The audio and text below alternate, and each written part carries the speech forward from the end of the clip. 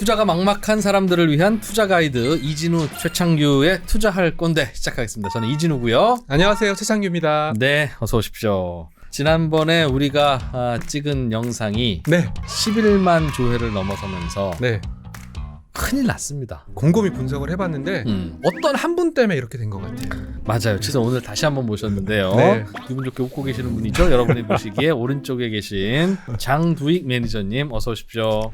네, 안녕하십니까. 네. 또 뵙겠습니다. 장두익입니다. 이야, 장두익이라는 이름 자체도 네, 굉장히 그 투자에 적합한 네. 장기 투자하면 이익이 된다. 두둑하게. 네, 장투익. 야, 네, 오늘도 이렇게 네, 네, 장두익 매니저님과 함께 네, 우리 궁금한 이야기 좀 해보려고 하는데 네. 오늘 주제는 장기 투자. 2탄이죠.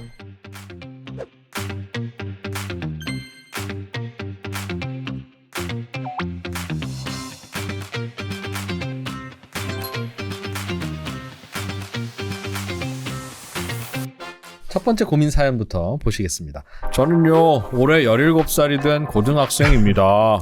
변성기 아직 안 지나셨네. 아, 그런가요? 네. 어릴 때부터 할머니, 할아버지, 고모, 이모, 삼촌한테 받은 용돈 통장에 돈을 모두 빼서 S&P 500에 투자를 시작했어요. 어디서 보니까 주식은 장기 투자가 답이라고 하더라고요. 그래서 장기 투자를 하기로 마음먹었는데 언제까지 하는 게 장기 투자예요? 나는 어찌 보면 중요한 질문이죠. 네. 자, 이 정도는 장기다 라고 할 수 있는 게 네. 언제냐. 네. 17살에 투자를 하게 되었다고 하니 정말 축하드리고 앞으로 향후에 부자가 될 가능성이 매우 높다고 생각을 하고 있습니다. 최소한 30년에서 40년 가까이 투자를 할 수 있기 때문에 네. 그 투자에 복리를 다한다고 하면 아마 엄청난 성과를 볼 수 있지 않을까 그렇게 생각이 되고, 특히 이제 유태인들은 만 13살이 되면 성인식을 하게 됩니다. 이때 유태인들은 성인식 때 꼭 주는 게 두 가지가 있습니다. 한 가지가 시계, 그다음에 또 한 가지가 현금입니다. 그 이제 자기 가족들의 친인척들이 다 모여가지고 성인식을 하는 이제 어린 친구에게 현금을 주게 되는데, 보통 그때 모이는 현금이 한 3천만 원에서 우리나라 돈으로 5천만 원 정도가 됩니다. 누가 모아주는데요? 친인척들이요. 자기 친인척들이 다 모아서 주게 됩니다. 13살에 만약에 3천에서 5천 정도 투자를 하게 되어서, 물론 이제 이때에 뭐 좋은 데 투자를 할 수도 있고, 자기가 성인이 말 그대로 진짜 이제 한 20살 정도의 대학 입학하거나 성인이 되었을 때는 예. 돈에 대해서 충분히 알 수 있는 시간을 가질 수가 있는 거죠. 그래서 시계와 현금을 주는 이유는, 시계는 시간의 중요함을 깨달아라. 그다음에 현금을 주는 이유는 돈이 얼마나 중요한지, 돈이 인생에서 어느 정도의 가치를 가지는지 그걸 깨달아라.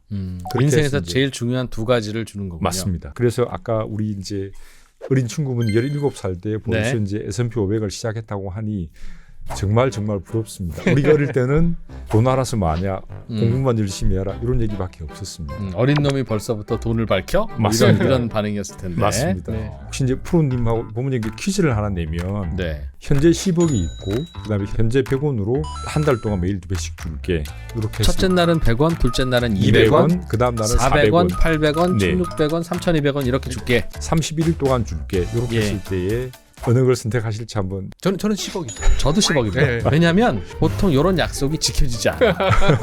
다 준다면 뭐 계산이 될 수 있겠으나 보통은 주다 맙니다. 네.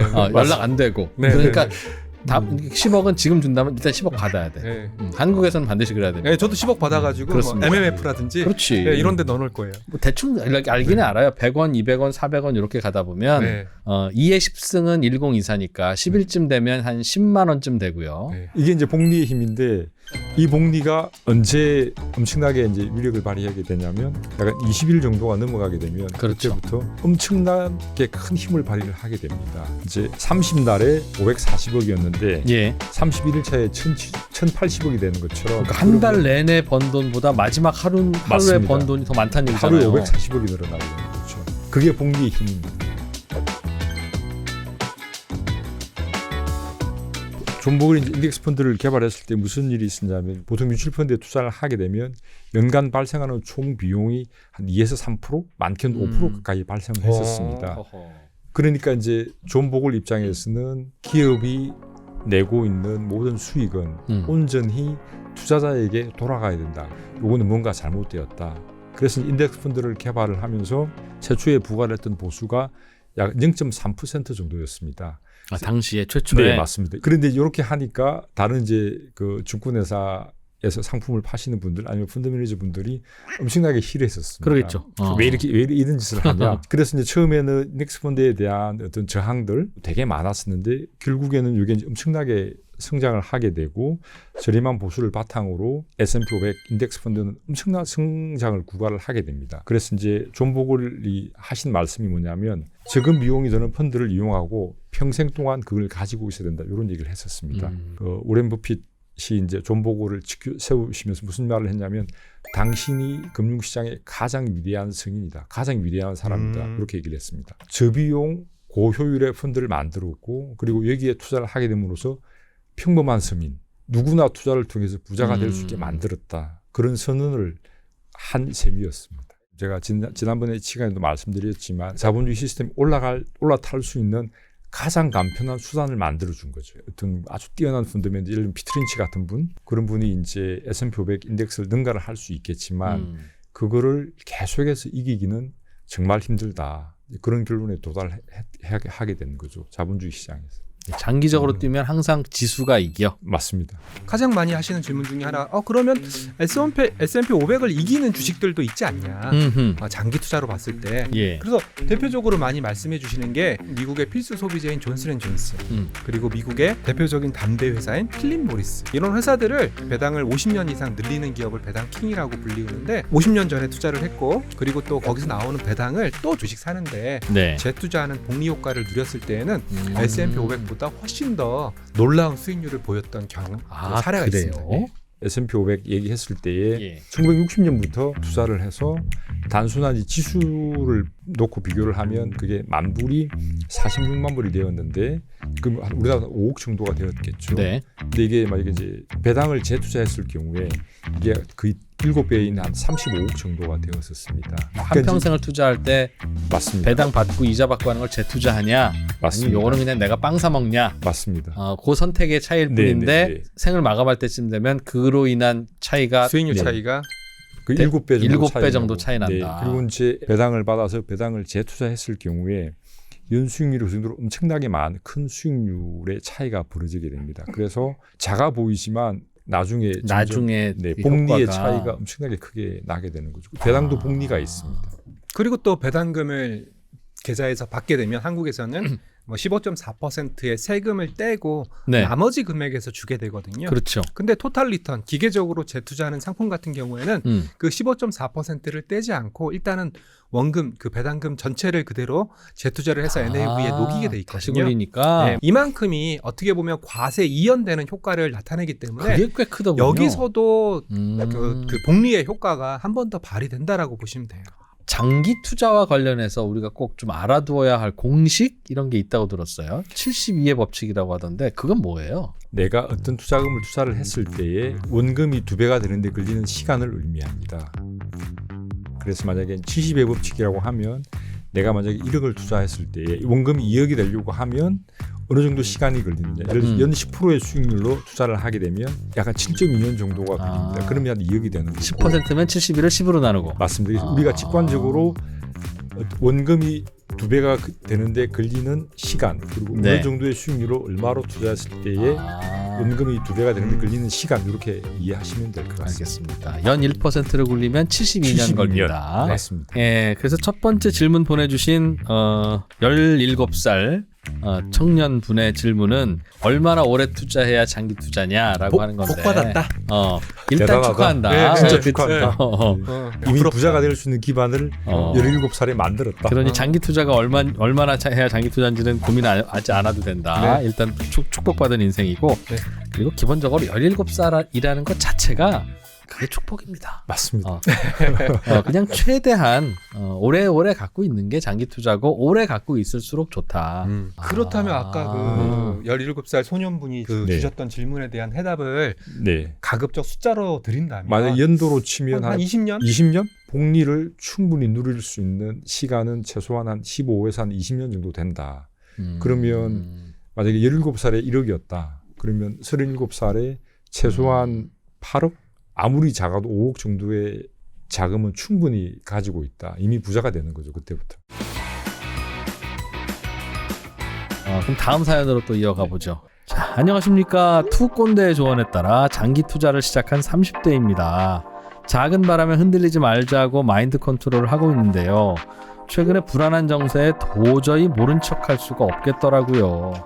높은 인플레이션이 진정되는 데까지는 예상보다 시간이 많이 걸릴 것 같고, 인플레가 진정되더라도 미중 갈등과 또 달러 패권에 대한 도전 같은 미국 주식에 투자해서는 좀 불안할 것 같은 그런 사건들과 뉴스들이 계속 쏟아지는데, 미국 말고 새로운 투자처에 장기 투자해야 되는 건 아닌가 싶습니다. 이미 미국은 꼭지 같은데 그래도 S&P 500이 맞습니까? 라는 그런 질문을 주셨네요. 이분은 아는 게 너무 많아서 그게 문제네요. 그게. 그러니까 제가 드리고 싶은 말씀은 전혀 그렇게 하실 필요가 없다. 저희처럼 이런 업계에서 어떤 그 직장 생활하고 먹고 사는 사람들의 영역이지, 일반 분들은 다 자기 본업하기도 엄청나게 바쁘시고 세세한 부분까지 신경 쓸 필요가 없고, 왜 미국의 S&P 500이 제일 좋은 어떤 최적의 투자처가 되는지 말씀을 좀 더 드려보겠습니다. 예. 일단 그 1989년도랑 2023년의 세계 시가총액 가장 큰 기업 20개를 비교를 한번 해보겠습니다. 1989년 세계 기업 시가총액에서 일본 기업이 14개가 있었고, 야, 진짜 일본의 시대였군요, 그때는. 그리고 이제 미국 기업이 5개, 영국 기업이 1개였습니다. 근데 이제 2023년 2월 말 기준으로 보면 미국 기업이 15개, 일본은 빵이었습니다. 세계의 혁신 기업이 다 미국에 있다고 보면 되겠죠. 그럼 이게 어떻게 가능하냐? 저는 미국의 시스템이라고 생각을 하고 있습니다. 그 중에 이제 한 3개 정도 저는 생각을 하고 있는데, 그게 어떤 거냐면 극단적 투명성을 추구합니다. 특히 이제 회계 제도에서 만약에 흔히 말하는 그 분식을 한다, 그러면 그냥 퇴출입니다. 그 다음에 야성적 충동, 흔히 말하는 이제 그 케인즈가 얘기한 기업가 정신, 자기가 기업가로서 할 수 있는 모든 역량을 펼칠 수 있게, 예, 거기에 대해서 보장을 하고 지원을 맞습니다. 하는 시스템. 네. 그리고 이제 그게 다른 나라에는 없는, 미국에만 있다는 얘기죠. 다른 나라는 있더라도 부족하거나. 있겠지만 나라의 체계가 다르기 때문에 야성적 충동을 가장 잘 발휘를 해서 온전히 그걸 할 수 있는 바탕을 깔아주는 어떤 그런 시스템을 가지고 있는 나라가 아직까지는 미국이다. 그다음에 이제 세 번째로 전 세계 용광로 멜팅 팟이다. 그러니까 인재들의 세계 인재들이 다 모이는 거죠. 예를 들면 뭐 마이크로소프트 제복 경영자 인도분이시죠. 그다음에 뭐 엔비디아 이런 분들인데, 이런 분들이 와서 기업으로서 할 수 있는 역량을 마음껏 펼칠 수가 있고, 거기다가 세계에 좋은 인재들까지 다 오니 능가할 수 있는 시스템이 아직까지는 없다. 그렇게 생각을. 근데 우리는 지금부터 한 50년 투자할 건데, 네. 그 말은 앞으로 50년도 미국이 넘버원 이하가 돼야 되잖아요. 자본주의 시스템이 건재한, 저는 그렇게 될 거라고 생각을 하고 있습니다. 그렇다. 네. 미국의 위대함은 저는 두 가지 키포인트가 있다고 생각하는데요. 네. 아까 장도희 매니저님께서 1989년 그리고 최근 시가총액 순위를 말씀드렸는데, 저는 그 사이를 관통하는 단어 하나가 있다고 생각해요. 인터넷의 발달에 따른 IT 기술이 급격하게 그 사이에 발달을 한 거죠. 그러면서 마이크로소프트 윈도우 만들었던 회사지 않습니까? 그리고 구글 검색 엔진 만들었던 회사지 않습니까? 이런 쪽에 가장 빠르게 발달을 했던 나라가 미국이었고요. 그러면 그 인터넷을 지금 시대에 접목을 해버리면은 또 다른 단어로 대칭을 할 수가 있는데, 그 단어가 AI예요. 앞으로 인터넷의 시대와 인공지능 시대는 계속될 거야라고 하면 미국 말고 다른 나라로 갈아타면 큰일이다. 그렇습니다. 결국 거기서 격차가 벌어지기 시작한 거였고, 일본 같은 경우에는 국영제의 대표적인 사례였어요. 은행. 뭐 NTT 도코모, 지금은 이동통신이라고 말씀드리지만 그때로 따지면 통신회사였거든요. 결국은 국영제와 신경제로 넘어가는 그 과정에서 가장 지배력을 갖고 있었던 나라가 미국이고, 네. 지금도 AI라는 새로운 키워드에 가장 앞서고 있는 나라가 미국이며, 그 AI라는 키워드를 넘어설 수 있는 국가가 있을까라고 되묻는다면 지금 상황에서는 저는 없다라고 답변을 내릴 수밖에 없거든요. 네. 네, 그래서 또 이 사연은 S&P 500을 마음 놓고 뭐 들어가서 장기 투자해도 된다. 네. 알겠습니다. 대표적인 상품이면 그럼 뭐 S&P 500 따라가는 코덱스? 최근에 그 대표지수 ETF 코덱스 상품이 보수를 인하했어요. 수수료 보수. 네, 아까 저희가 보수 관련해서도 말씀을 좀 많이 나눴었는데 네. 보수가 높으면 높을수록 장기 투자에는 불리할 수밖에 없죠. 왜냐하면 그 보수만큼 원금에서 까게 되니까. 네. 그래서 저희 미국 대표지수 4종의 보수를 네. 0.0099%. 0.0099. 네, 1bp가 조금 안 되죠. 0.01 만분의 1. 그래서 코덱스 미국 S&P 500 그 TR 토탈 리턴, 그리고 코덱스 미국 나스닥 100 TR, 그리고 코덱스 미국 S&P 500 해치, 그리고 코덱스 미국 나스닥 100 해치. 요 네 종의 상품에 대해서 총 보수를 0.0099%로 인하를 해서 예. 금융 소비자들로 하여금 낮은 보수로 또 글로벌리하게 대표적인 투자 상품인 S&P 500, 나스닥 100을 투자할 수 있게끔 만들었으니까 네. 아마 관심 있는 분들은 투자해 보시면 좋을 것 같습니다. 네.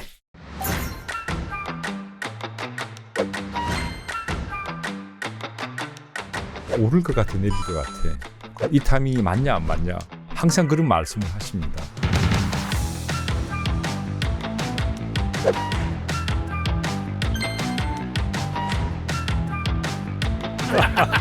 네, 이런 말씀을 가장 많이 들었고요. 네.